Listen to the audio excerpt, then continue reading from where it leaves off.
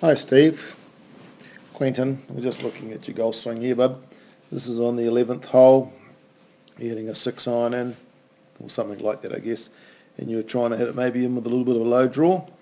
Setup looks really good actually. I have nothing but praise for this. I haven't got a comment to make from down the line.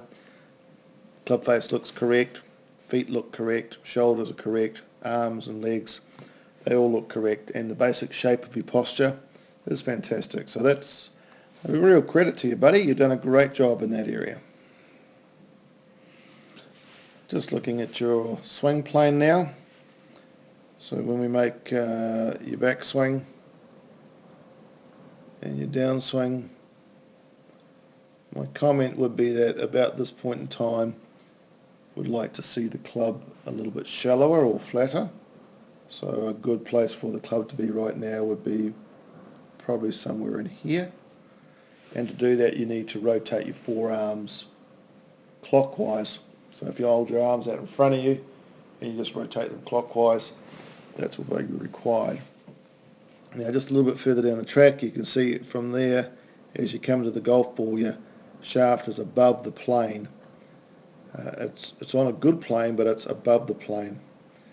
And as you come down to the golf ball, you can see your shoulders are working on quite a vertical tilt through here.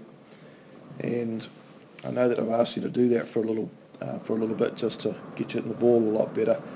But what we are wanting to do over a period of time is to flatten the shaft. So that's getting the shaft into this area here, closer to this red line, so that your shoulders can work around on a more natural angle through here and save your back. Ultimately what we're wanting to do is to get that shaft so that an impact that's pretty much close to the start line, which is down on this red line here that runs through your buttocks. One of the things I really like about your golf swing, and it's one of the best ones that I've seen in Whangarei, is that you really store your pivot up for impact. So you can see you've stored it up, and then at impact you really explode onto that golf ball. You can really see how your butt and your core are turning through the ball through this point in time. So it's more after the ball, which is my preference, to be fair.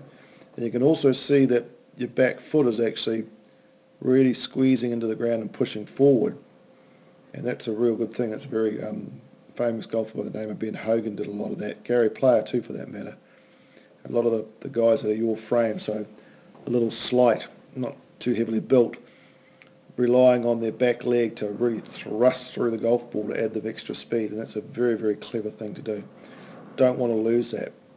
But what I do want to do is to get it so that the plane coming in is shallower, so it's not so violent, and just feeling it's a little bit more rotated and flatter. So once again, getting down into this area here, and that's going to give us